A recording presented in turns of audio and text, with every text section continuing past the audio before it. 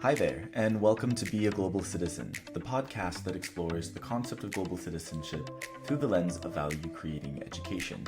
My name is Scott Bauer, and I'm a Soka researcher and educator. I hope you find the discussions, stories, and insights on this podcast to be valuable and inspiring as we strive to become global citizens who are committed to living a contributive life. Enjoy the conversation.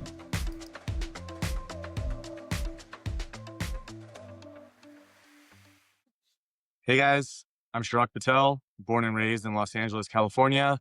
I'm a former writer, former media creative, and most recently an educator. And I'm happy to be on the Be a Global Citizen podcast with my friend Scott. Hey, Chirag. So happy to have you on the podcast. And I'm really excited to learn more about your background. You're a great friend. And I'm really inspired by the work that you do as an educator and the energy and the commitment that you bring into the school environment. So really excited to hear about what makes for a great school leader. And so what were the major influences in your life that kind of shaped you, formed you, forged you in the fires of the classroom, and and then also what's kind of on the horizon for you. So thank you so much, and wanted to just kind of give you the space to share a little bit more about your background, some milestones, anything that you'd like to share with the listeners about what brought you to the work. Yeah, absolutely. Education and the pursuit of knowledge is something that's always been really kind of intrinsically linked to the type of person that I am and that I've, typically always been. I'm the son of two immigrants who came to this country to pursue the American dream. I was born shortly after their arrival here. And very early on in my childhood, I came to the realization that uh, I really needed to kind of learn and adapt to, really kind of living in this dual identity role here in the States, being raised with like the cultural values and the foreign perspectives of my parents, while also navigating the very real nuances of growing up in a different nation than the one that they, were originally from, and kind of the dichotomy of that, and really kind of pulling and learning from those two halves of myself. I didn't speak English when I went to school. English is my second language. So that was kind of the big wake up call to me in terms of, my earliest core memory is being in preschool, being, one of the very few kids that didn't speak a word of English, and really having to kind of navigate that. And really early on, that experience really galvanized me to want to push myself to learn and adapt and kind of survive. And that pursuit just never left my core being. I've always, really been driven by, bettering myself, learning new things, trying new things, and just gaining all these perspectives from, the unique wonders of the world, so to speak. My intention was not to originally be an educator. I'd always kind of looked at different career fields. I knew I wanted to go to college, and originally I had kind of studied communication and philosophy. In particular, just what does it mean to know? One of those early philosophy classes really dove into that theory of like, what is knowledge? What does it mean to learn? Right? Is knowledge real if it's not shared, and all of those fun things. I originally worked in finance for a while. I had graduated in 2008 during the financial crisis and the housing bubble bursting at the time. One of my first jobs was working for Bank of America in their corporate office, in their division that was essentially trying to keep people in their homes who are in danger of defaulting on the fraudulent loans that had been given out to them. And I learned in that role very early on that there was uh, a component of helping others and a component of giving back to those in need. And it helped me realize that in my career path, if I wasn't doing something that didn't have an impact or didn't have meaning, was it ultimately worth doing? We all need money to survive. It's a very real reality of the modern world. Um, but if you're able to find a gig that supports your lifestyle while also giving you an opportunity, to be a part of a bigger picture story and to really give back, I think that's where you'll find a degree of happiness and satisfaction in the work that you do. And so I started to look at other opportunities that gave me a chance to do that. I worked as a journalist for a while. I wrote in the small business section. I wrote as part of the breaking news desk. And I was also part of the life and arts section, where I got a taste of really kind of connecting through art and culture, um, which then kind of spun off into opportunities to work in the media industry. I was a camera operator, an editor, but my bread and butter was really on the production side of things. And I worked on some short films, some documentaries, did some commercials. And it was also another creative outlet for, just really kind of giving back to the work that I was doing, whether it's telling a unique story or sharing a perspective or using the creative arts to really kind of fill different parts of our soul or our being, right? Whether it's through entertainment or whether it's through like emotions. It was a really cool and unique outlet. Around this time, I decided to pursue higher education. I went back to school to get my master's. And as part of my master's program, I pursued a teaching credential. And the idea was not to go into education, but more so as a fallback for when I was old and gray in the ears, had an opportunity to retire. And, maybe I could teach a part-time class here or there, give back to the youth with my life experience and all of that stuff. Coincidentally enough, the week that I graduated was the same week that the media company I was working for shut down, and they handed out mass layoffs. And so I did what a lot of people do when faced with a situation like this. I called up my buddy and I was like, "Hey, drop what you're doing. We're going to the bar. We're gonna have some drinks and we're gonna commiserate." um, and it was just such a random experience. We're at a bar in the middle of the week, and I'm telling him how I just finished school and I'm losing my job and I don't know what I'm going to do, and that fear of the unknown and that uncertainty was kind of being expressed over some libations, so to speak. And I ran into a friend of mine at this random bar that I hadn't seen for 10 years. We went to high school together, and we're catching up, we're chatting. I'm telling him about my recent news, and he's there with this girl that he brought. And she's listening intently, and she's like, interjecting. And she's like, "Wait, so you just finished your master's program and you have a teaching credential?" And she's like, "Oh, you've worked in these other fields. You used to be a writer, you used to be in finance, you have a sense about you. Um, are you interested in teaching?" And I'm like, "What?" And she's like, "I work for the school. We're hiring part-time. I think you'd be a great fit. Like, what do you think?" And I sent her my resume, didn't really think too much about it. Fast forward, I've been in the educational space for the last decade, served as a teacher, served as a youth mentor, after school program coordinator, and kind of worked my way up into administration. And I've had a tremendous time in that space. It really hit a switch for me, and it really clicked that working in the educational space is a challenging industry to be in, to say the least. Anyone that you've met that's been a teacher will tell you very quickly that it's not for the faint of heart. But it's immensely satisfying in a way that I was not expecting.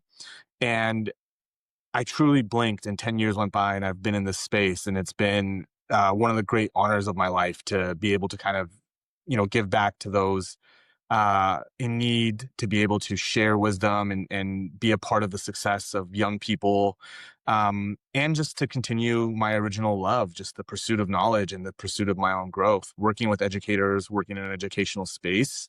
There isn't a day that goes by where you're not learning something new or picking up a bit of knowledge or getting a unique perspective. And so it's been tremendous. And yeah, here I am now, just going from career to career. Who knows? Maybe next I'll be a firefighter. We'll see. A firefighter. Ooh, Yeah. I mean, you just added to the diverse portfolio. I won't be Yeah. surprised. I mean, that's incredible. Thank you so much, Shirag, for sharing all of that. And it's just, I mean, I feel like there's definitely this through line, right, of being um, very concerned and very intentional with the kind of like impact that you Mm, want to have on those around you. Because I think one of these criteria that you touched upon for your career was to find a degree of happiness and satisfaction. yeah. And you realized that that wasn't going to be in a paycheck. Um, albeit, right, you need a paycheck. Sure. We all Yeah. do. But definitely there was this like kind of searching for like, what is it? Is it the intellectual kind of outlet? Is it the creative Mm, outlet? Is it the community of people that I find myself with?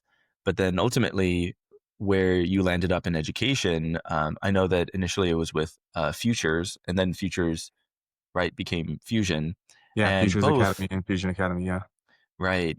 Yes. Oh, important clarification, right? So these are private schools, and they really emphasize the one-to-one nature of how they approach schooling. And so, what better way to make an impact on another person than really, them sitting right in front of you and getting to know them and Yeah. genuinely caring for them.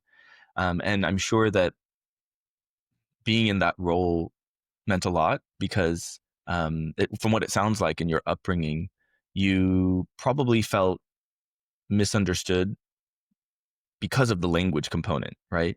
Because of the sense of like, do they really understand what I'm going through? They don't know my first language and also my culture, and yet here I am having to navigate these dual identities, and yet Hmm. still kind of really assimilate towards the American way of life just to make it as part of your survival, like you talked about.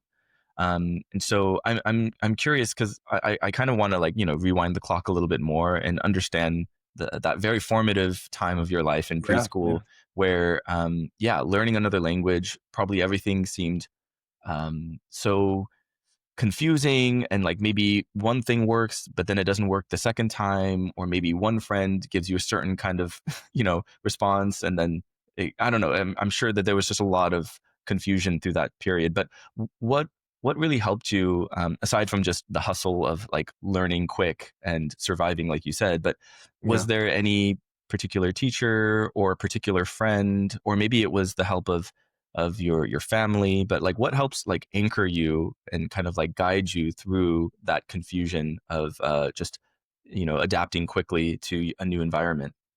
Yeah, absolutely. There's every person that's dealing with a challenge needs to kind of lean on the tools and the resources and the supports they have around them, right?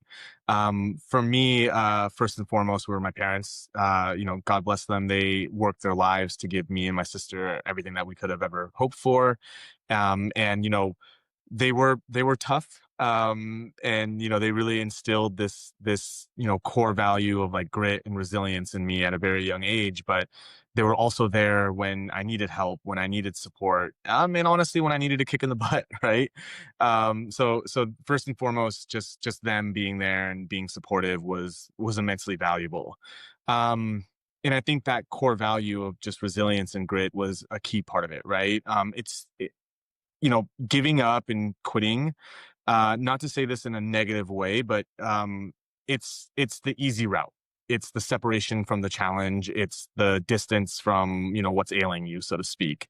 The hard part is the grind. It's the perseverance. It's the push through. It's the effort. And I think having a desire to want to kind of prove myself, a desire to want to push through, um, was necessary to really kind of get through that. I was put into preschool very young. I was almost a year behind the typical age group. I'm an August baby, and my mom, in her infinite wisdom, was able to kind of push me through at the ripe young age of 3 into preschool. And so, um, being young, not speaking a word of English, it was challenging, right?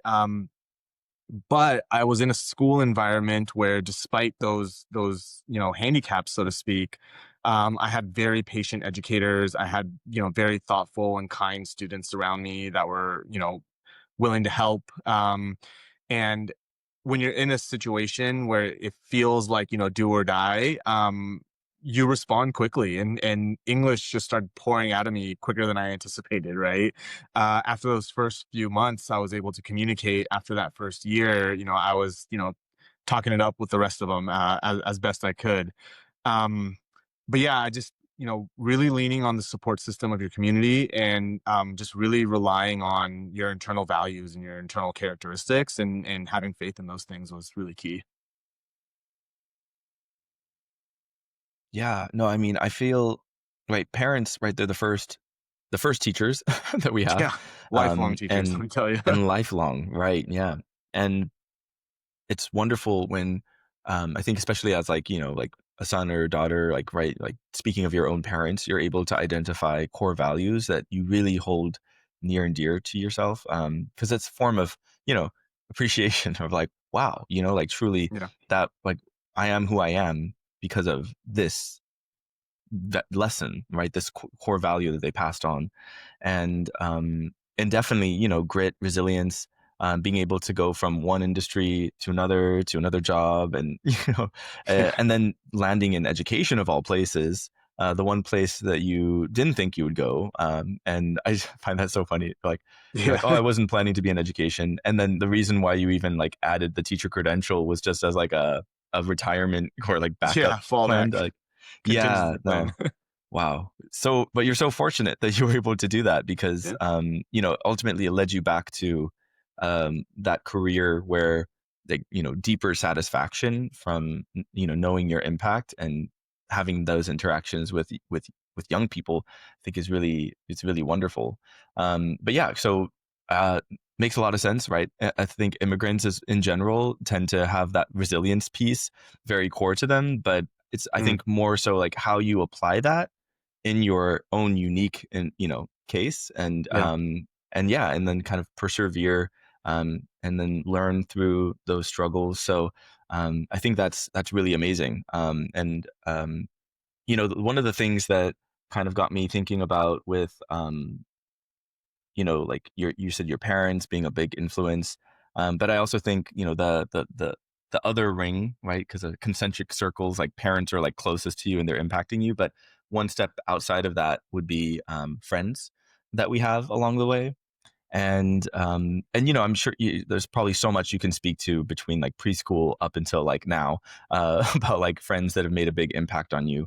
Yeah. But I'm just like I love the story of you at the bar, and you're with a friend, and then a friend of a friend basically had a fortune, like the fortune telling, the crystal Yeah. ball, that's what it is, and Yeah. just said, be a teacher. I foresee from the limited information you told me that you will be a Yeah. teacher. But yeah, like maybe could you speak a little bit to maybe like, well, first off, why did you reach out to that friend and actually Mm. went to the bar? And then also maybe speak to the role of like loose connections between friends and how that ultimately led you to like a total shift in your career. Because I just feel Yeah. like that's really, these are invisible bonds, and yet it's it's powerful. So I'm just curious if you can maybe kind of hone in on that story a little bit Yeah. more. Yeah, absolutely. Like I mentioned earlier, I'm born and raised in Los Angeles, and I think it's uh, somewhat of a unique situation to be in. If you live in Los Angeles, especially like in a bigger part of the city, where it's kind of thriving and diverse, and there's a lot of industry. Not very many people in LA these days are actually from LA, which is always interesting. I almost like get like I'm almost excited to meet another Los Angelino when I'm like out and about, right? Um, but I've been lucky enough to have built some friendships with people that I've known from my youngest years up through now, which is incredible. And I've been able to maintain those relationships. And human connection is such an interesting and unique thing. There are individuals in your life who you may have known or connected with at various stages, whether it's in your adolescence, whether it's at a former job, whether it was in school or what have you. And you may have known that person intimately in that moment, and then life takes you in different directions and you kind of lose touch. But the second you see that person again down life's road, it's almost like you pick up right where you left off. And I do believe that's a fundamental outcome of that really strong initial connection that was made, right? If you're genuine, if you're kind to people, they will remember it, whether it's consciously or subconsciously. And then fast forward to that next moment, you're able to kind of pick up where you left off. And so, um, they're like threads, right? The 6 degrees of separation between Kevin Bacon, like that game that people play, right? It is true in life. You don't need to be a famous celebrity to find these unique connections between individuals. And so, one of the things that I've really kind of held myself accountable to is really just treating people well in the moments that I have with them.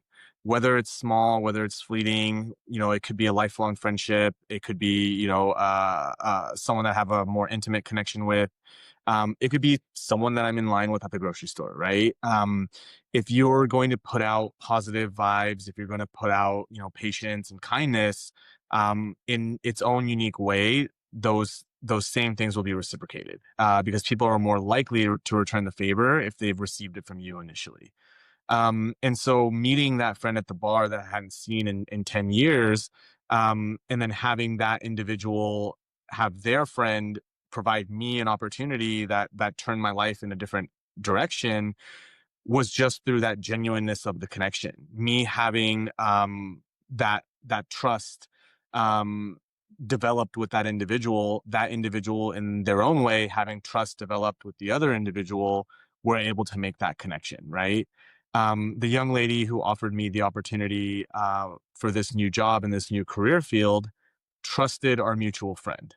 We've made those connections, right? And so it's easier to make the recommendation when you have that trust. It's harder where you just have a random person like, hey, give me a job, right? Hey, vouch for me. It's like, based on what, right? You gotta kind of earn it. You gotta kind of make that happen. And I also think it does tie into that original pursuit of knowledge and the desire to kind of want to learn and grow.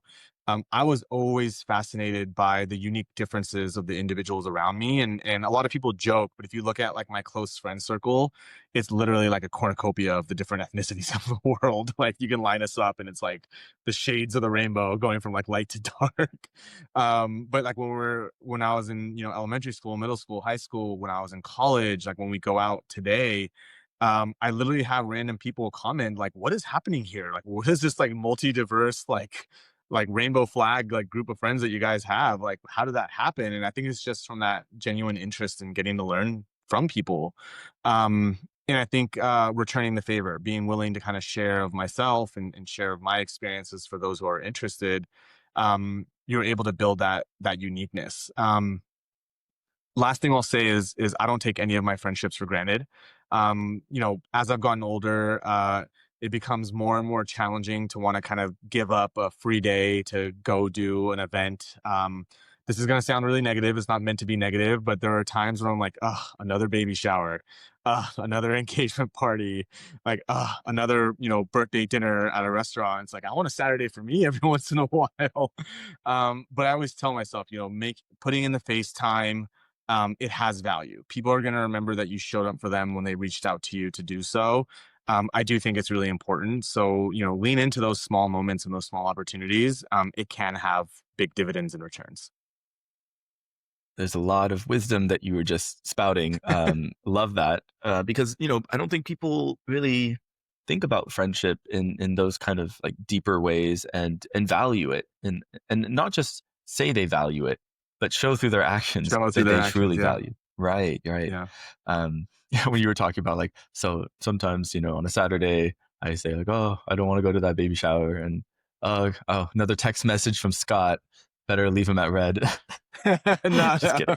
Just kidding. At the very least, acknowledge, right? At the very least. Yeah. Well, I mean, so yeah, but like what you were sharing that really, really spoke to me because, we're talking about human connections, and then how human connections gives way to friendships, but they are the threads. But then there's this, I'm just thinking of like, what do you call it? Like some kind of like artisan, right? Like a weaver, right? Who can actually take those threads and very intentionally and with great skill produce the fabric that, they can say is like, this is my art, right? This is like who I am, right? Because so much of like when you could say a lot of people can learn like who you are through the friends that you surround yourself with. And it's really cool that you were able to like speak so confidently about like how diverse your friends are, maybe in one metric of like ethnicities and colors and shades.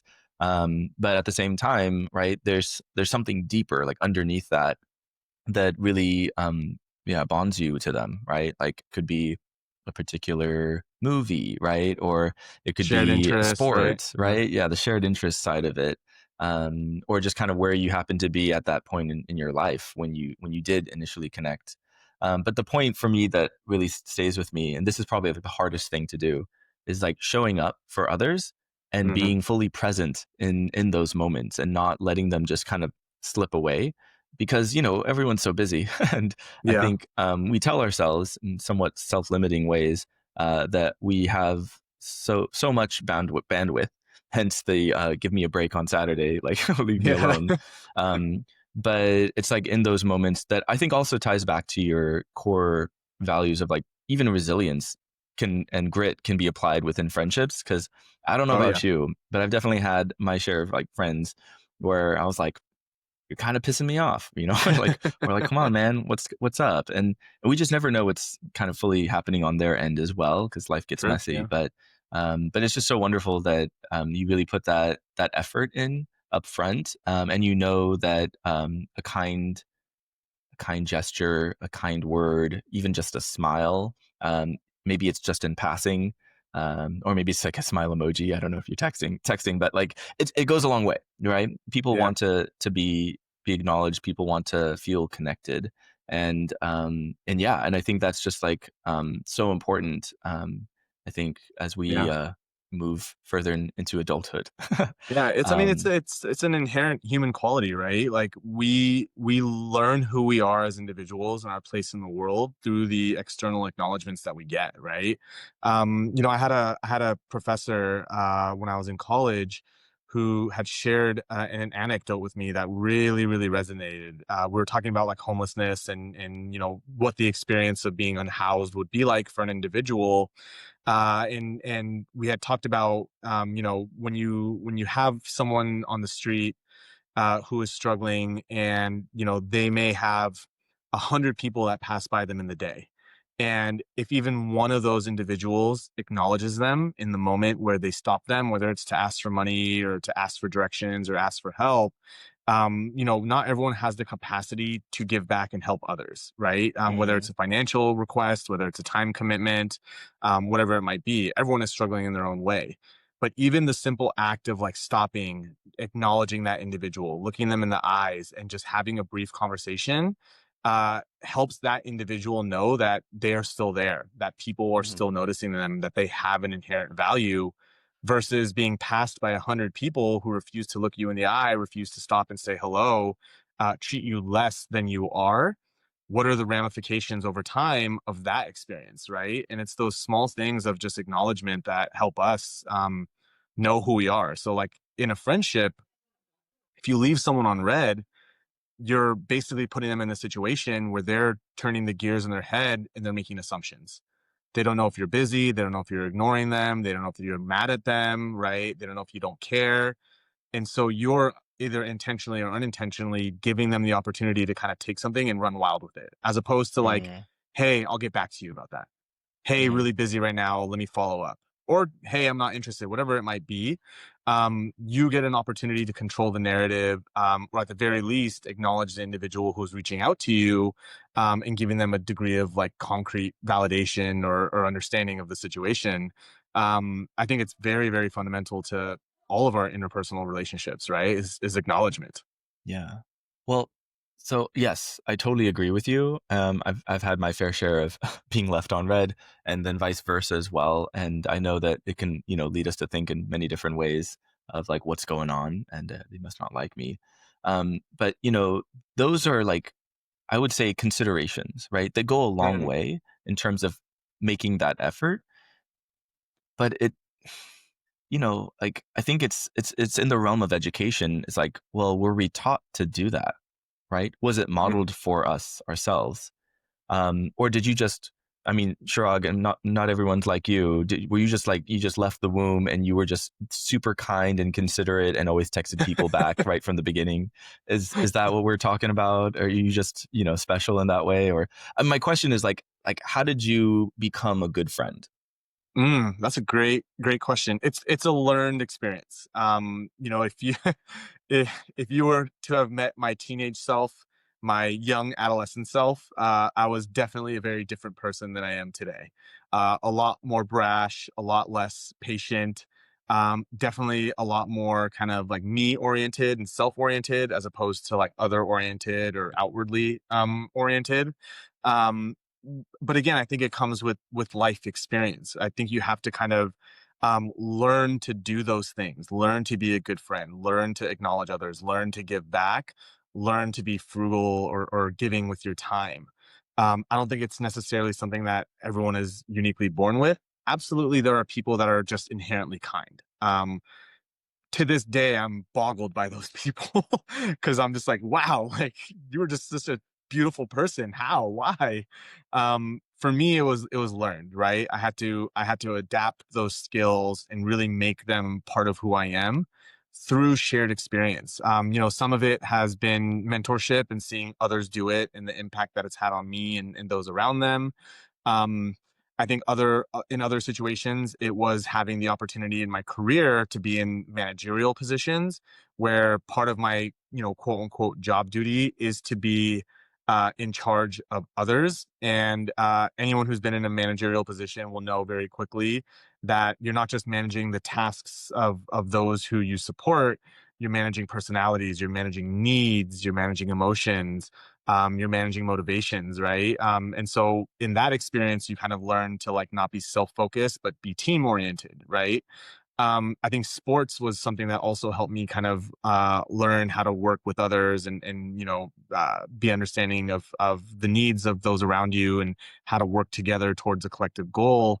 Um, in trauma, unfortunately, but dealing with traumatic situations, dealing with loss, those things have a very profound way of shaping who we are, either positively or negatively. And those were situations where in my life I've had certain traumas that have informed me to be a better person, which is a good thing.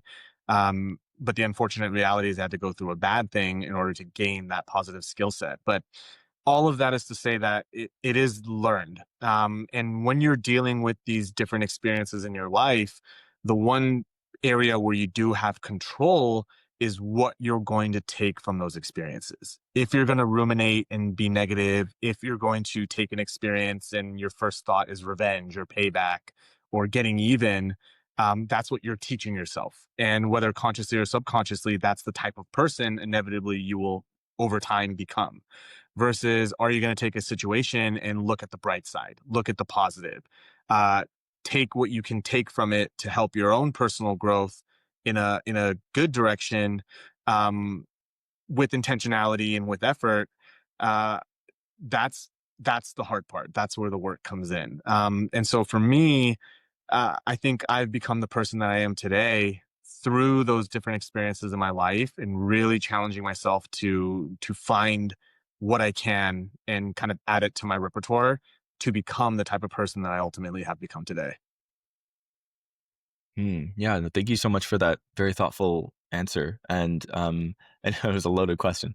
What does it mean to be a good friend? And you're like, damn, okay. Yeah. I And don't even and think I answered that part of the question. Oh my gosh. no, no, no, no. It's good. You from what you shared, there's like it ranged the gamut of different experiences, and basically saying that like all of them are valid, right? All of them are important, and factor into like decisions that we make, and I think ultimately it comes down to like, you know, is this will this serve me towards being a better friend, or is this something that maybe or it doesn't, right? But like the relatability factor of it, I totally understand. And also thinking like more from like the empathy side of things, right? Putting myself in their shoes and being like, Hmm. oh wow, like maybe like growing up, I was very short tempered and quick to like be angry, right? So maybe that didn't make them feel very good, or maybe I've experienced it myself and then I say, whoa, so that's what it's like, right? Yeah. So I feel like in a sense, having that range of experience is really important, regardless if you just are just naturally kind. And because I think then people are suspicious, or they're like, what's going on with you? And Yeah. I'm the same way. Sometimes I'll meet super sincere people and I'm like, I don't I don't know. I'm just Yeah. waiting to see like the little like, like the little like, crack in the armor and just being like, okay, I see Yeah. you. I mean, like But yeah, a yeah. good kind of metric for like friendship is, how often are your friends showing up for you versus how often are they showing up for themselves? So like every Mhm. time you hang out with a friend or every interaction you have with a friend, if they're always kind of showing up with a me focused agenda or a me focused perspective, or are they, finding a balance? And I don't think it necessarily has to be fully in one direction or the other. Like everyone's got to find a Mm. balance between the two. But the friendships that I've had that have been the longest lasting, the most impactful, have been those friendships where those individuals have shown up for me when I've needed them to. And that's kind of been like the solidifying thing. Like, oh, that's how I know you're a real friend. You're not just here because you're trying to get something out of the situation. You're not here just for the fun times or the good times. You're here when I need you to be here, and it's unconditional. And that's how I know you're a friend. And then you build trust from that, right? Yeah. That's Yeah. like the outcome. And I think, yeah, that's what lets it be so like lasting, right? To say that, wow, I have trust in this person, and I know that person also has trust in me. And then that's kind of like getting to the place of like, yeah, friendships these days, like, oh, I got like 1,000 friends on I don't know.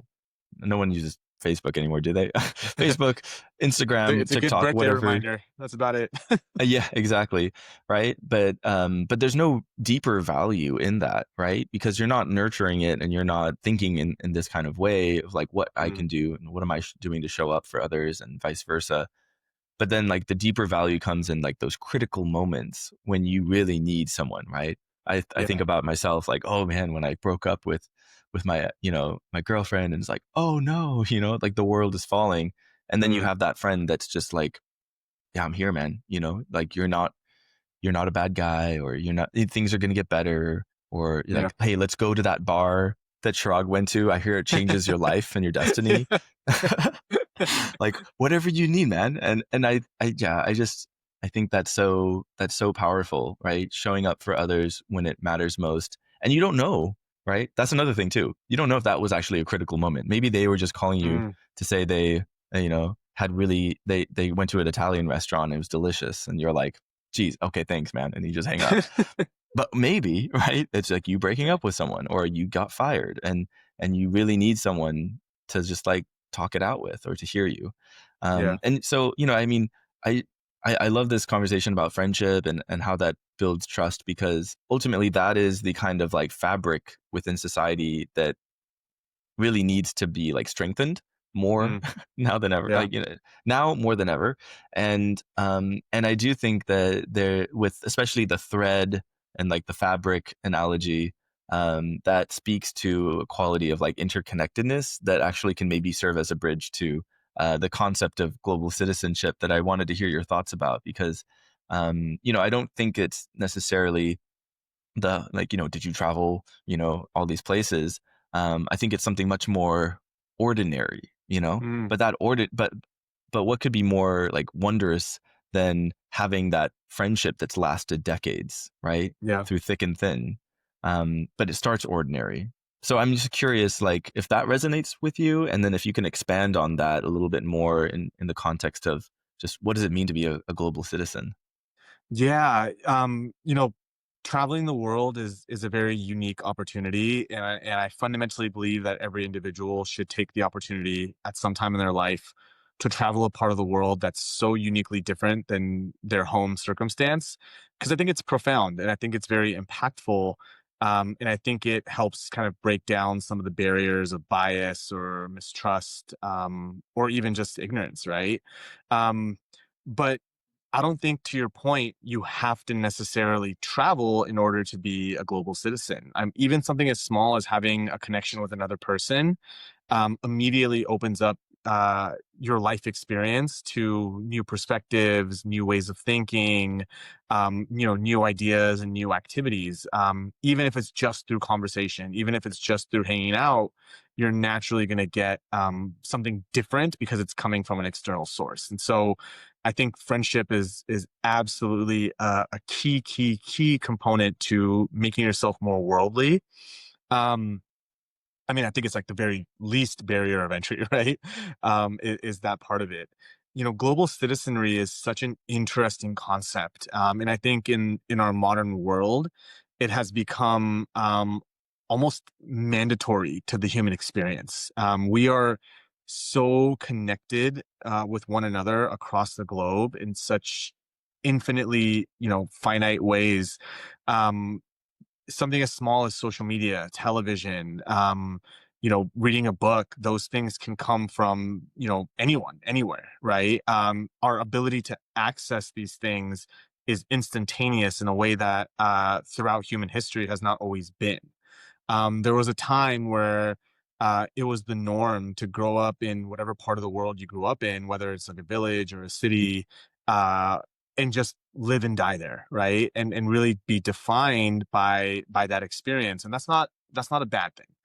Mm. But in the modern world, you can be uh, in a village in China and be watching this podcast with two guys from Los Angeles, talking about friendship, and you're immediately learning from two individuals whose cultural background, national background, political beliefs, and everything are fundamentally different than yours. But you're learning and kind of getting that perspective from them. So. Um, in order, I think, to be an effective global citizen, you have to be willing to engage with the other. I think that's a core proponent of it.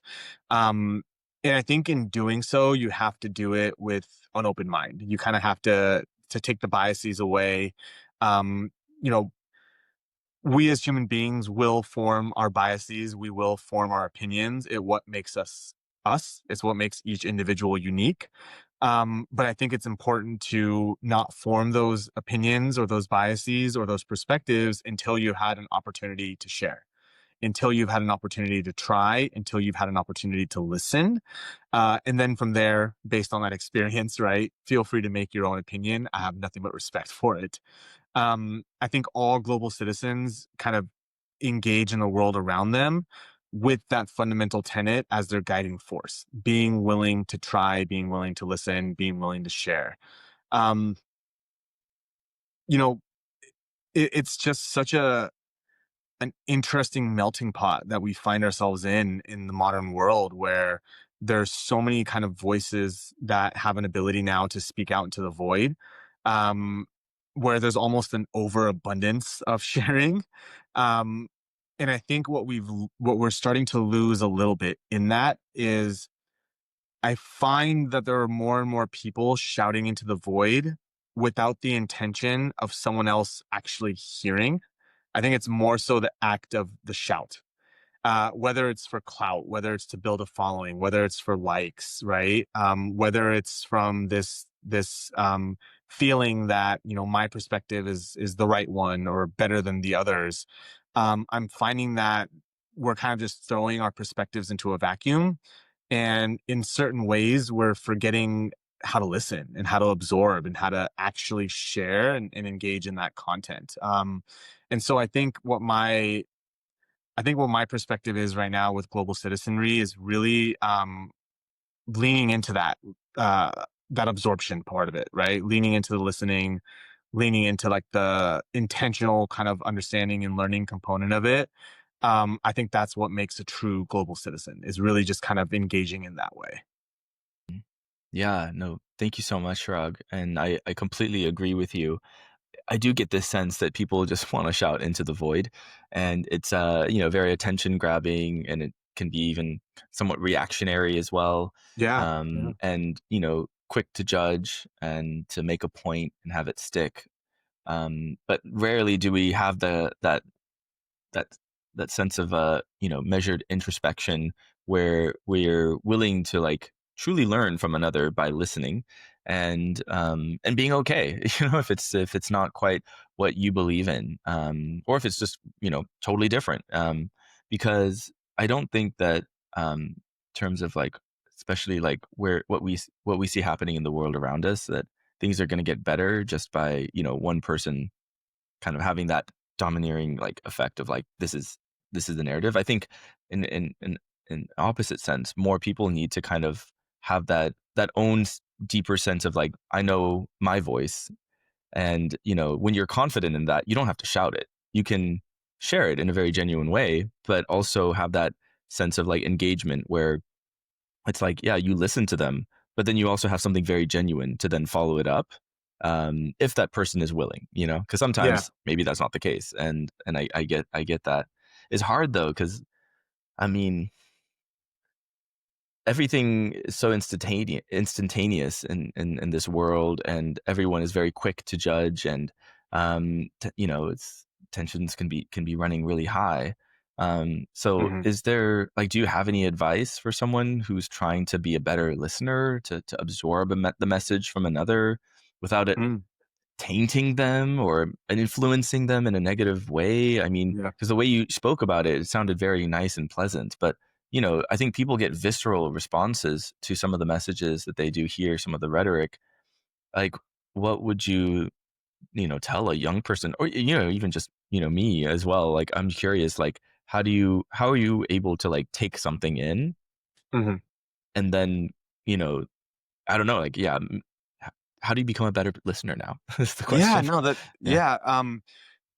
It, it's actually, it's actually really, really interesting. I Having a strong opinion or a strong belief is not an inherently bad thing.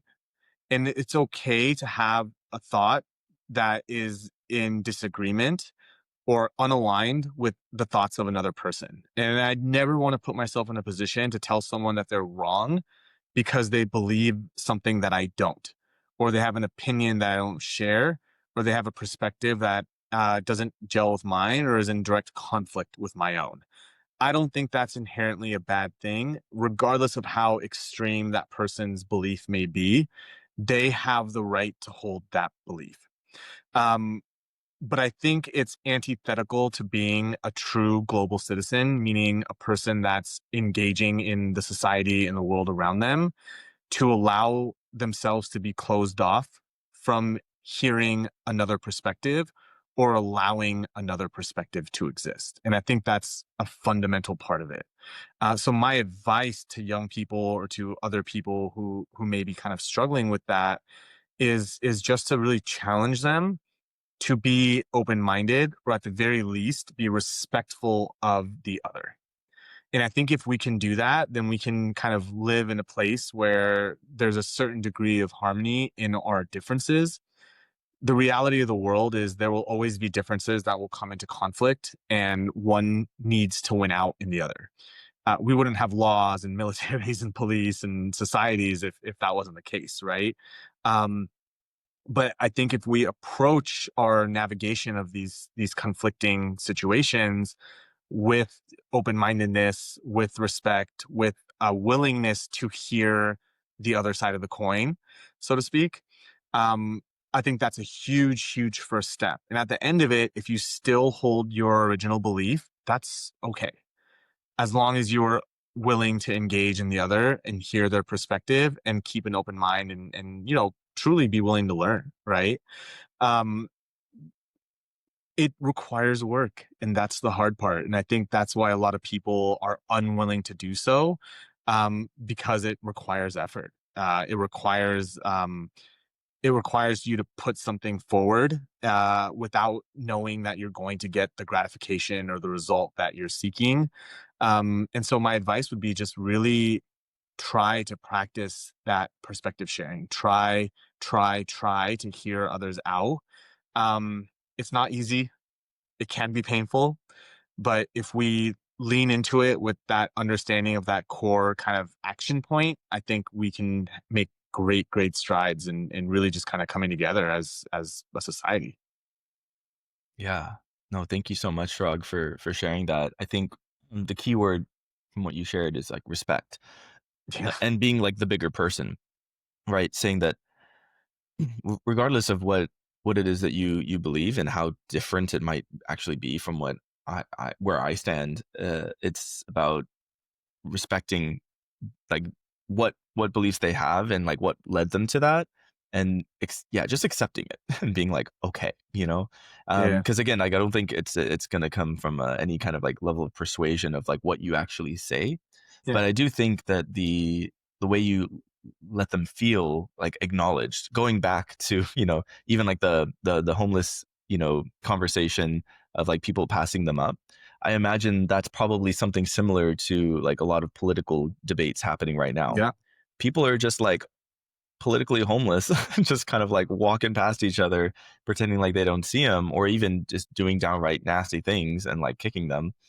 Yeah. And it creates feeling of resentment and a feeling of alienation and just kind of disconnect. And I do think that as human beings, we are wired to be connected, and we do care a lot about what other people say and what they do. So I think what you shared about being very upfront with doing the work and saying, you know what, like I'm gonna do everything I can, even though it's difficult and uncomfortable, to like respect your position. Doesn't mean that you are going to subscribe to that or you condone that, but it's Mm. also to kind of like make sure that you model for them the kind of behavior that you're hoping for, while also kind of continuing with like expressing your side if they do have some curiosity. And I also Yeah. think the word curiosity comes into play as well. Sometimes we think we already know exactly what they believe in, and we just like have it in our head, but we might not, Yeah. there's, I think, a lot to say of like how they articulate it and like where are they coming from and why are they sharing it. I think that skill of really actively listening, and then having that default of like, I want to come at this from a place of respect. Yeah. Those are two powerful things. Yeah.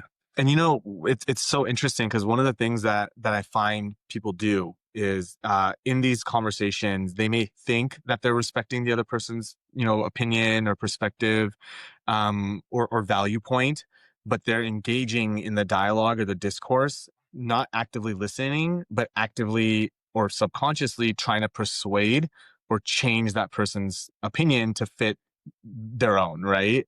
And that is fundamentally not respectful. That is the Mm. exact opposite of respect and active listening and truly and genuinely being willing to hear someone else's side of the story, right? So you have to kind of fight the urge to do that. And we're talking about like politics as an example of it. It's very hard for a lot of people to give up their core fundamental belief, because in a lot of ways it defines who they are and how they navigate the world around them. Um, but it's okay to to disagree, like agree to disagree. It's a played out saying, but it's so true. And then another part of the respect component, working in education, I've worked with so many, young people where they're presented with a situation that they either don't understand, they're learning for the first time, they don't agree with. And so I hear this more often than I can count the times I've heard it. That's just dumb. And, I have this conversation with my students all the time. I'm like, well, is it actually dumb? Or is that your reaction to your not understanding it? Right? Is the perspective that you're leaning into based off of knowledge, information, facts? If so, then it's hard to then say definitively that that thing is dumb, right? It must have some merit if it's based in those things. People share that perspective. It's a real thing in the world. It may not gel within your kind of circle or bubble, but it is a thing. So rather than saying it's dumb, can we push ourselves to better understand it, to at the very least acknowledge its importance or its ability to exist at the very least, right? And then they kind of roll their eyes, like, fine, if you're gonna make me. I'm like, yeah, I'm gonna make Stop you. making me think. I don't critical thinking. Come on, Shrag. Yeah, What are you it's like, doing? oh, forgive me, it's not like we're out of school, but yeah. Oh, right. Yeah, we are at a school. No, I mean, I think that's so important. Again, that's an example of us jumping to like just a conclusion, a simple conclusion. That's dumb, right? We feel this need to shout into the void when no Yeah, one was asking for that. We're like, it's okay. You could just say you don't know. That's okay. Also normalizing that, I think, across the board in society would be really helpful as well. Just bring a little bit of humility to the complexity of our ever changing world might be yeah, nice. I said that all the time as a teacher, because when my subject, global politics, so much was just like up in the air. But I do think to kind of like end it on like the hopeful note, right? Each of those decisions rooting back to our core values and also giving people that sense of the respect, right, that you were Yeah. talking about is so important because it's ultimately about like connecting, right? Because you don't know what those connections are going to yield later down the line, and when something does come up, there's such appreciation that comes from that, right? How wondrous it was that out of all the bars in LA, Yeah. that's where you guys went to, and Yeah. and that led to such a profound shift in your career, which led you to really bring out so many skills and like allow you to then bring this, greater impact to the lives, of these students and the other teachers that you were working with.